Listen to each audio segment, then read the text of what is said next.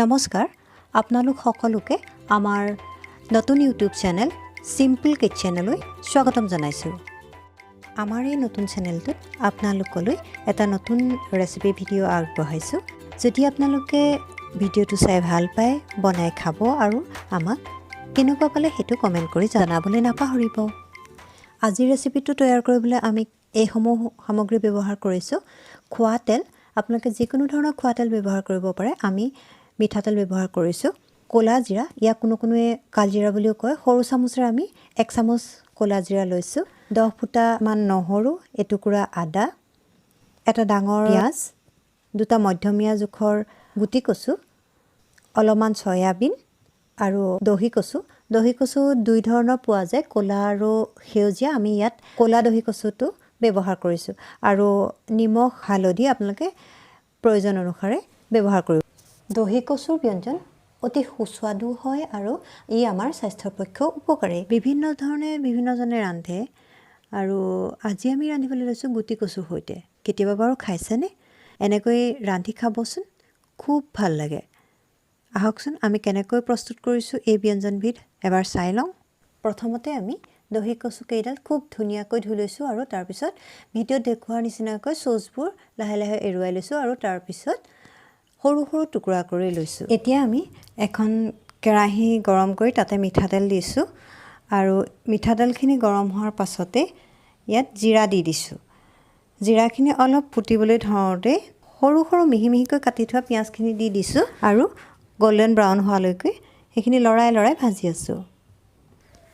এইখিনিতে গেছটো মধ্যমীয়া জোখত দি ল'ব, নহ'লে পিঁয়াজখিনি সোনকালে জ্বলি যাব আৰু খাবলৈ তেতিয়া ভাল নালাগিব। আমি পিঁয়াজখিনি ভাজি থাকোঁতে নিজৰ জোখমতে নিমখ আৰু হালধিখিনি দি লৈছোঁ আৰু তাৰপিছত পিঁয়াজখিনি খুব ধুনীয়াকৈ লৰাই লৰাই ভাজি আছোঁ।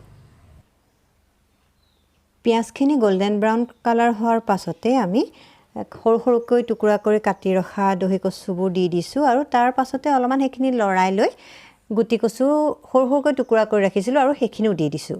ইয়াৰ পাছত এই দুইখিনি আমি মিহলাই লৰাই লৰাই অলপ সময় ভাজি আছোঁ। কচুখিনি যেতিয়া অলপমান সিজা যেন দেখিছোঁ, তেতিয়া আমি সৰু চামুচেৰে 1 চামুচ জিৰা গুড়ি আৰু সৰু চামুচেৰে 1 চামুচ ধনিয়া গুড়ি ইয়াত মিহলাই লৰাই দিছোঁ।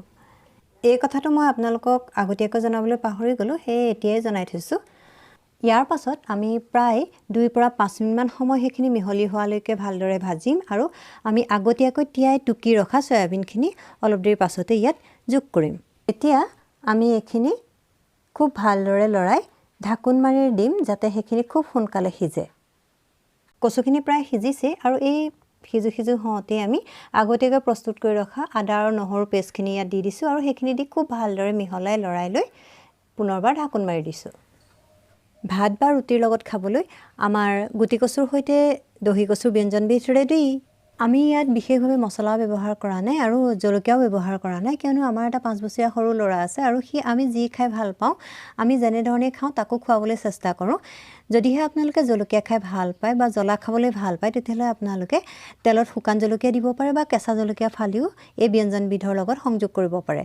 লগতে আপোনালোকে যদি মছলা খায়ো ভাল পায় বা চটপটা ভাল পায়, তেতিয়াহ'লে মছলাও প্ৰয়োগ কৰিব পাৰে, কিন্তু আমি সেইটো কৰা নাই।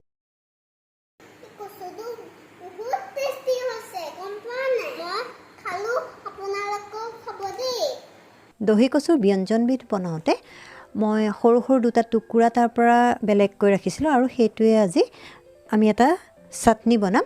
চাবচোন, কেতিয়াবা ভাতৰ কাঁহীৰ কাষত বা ৰুটিৰ প্লেটৰ কাষত যদি অকণমান চাটনি থাকে, তেতিয়াহ'লে খোৱাৰ মজাটোৱে বেলেগ হয়, নহয়নে বাৰু?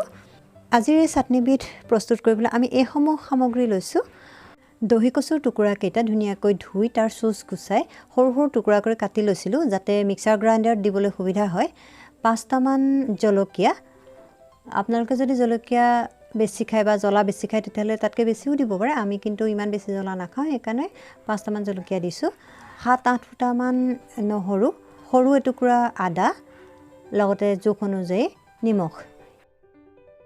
ইয়াৰ পাছত আমি গোটেইখিনি সামগ্ৰী মিক্সাৰ গ্ৰাইণ্ডাৰ এটাৰ মধ্যমীয়া জোখৰ জাৰত ভৰাম আৰু প্ৰায় 2 মিনিটমান চলাই দিম।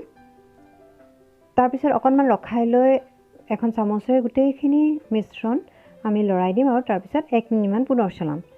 ইয়াৰ পাছতে দেখিব দহি কচুৰ চাটনি খাবৰ বাবে তৈয়াৰ হৈ গ'ল। এইয়া চাওক কেনে ইয়ামি আৰু টেষ্টি দহি কচুৰ চাটনি আপোনালোকে কেতিয়াবা সময় পালে বনাই খাই চাবচোন মোৰ বিশ্বাস আপোনালোকৰ ভাল লাগিব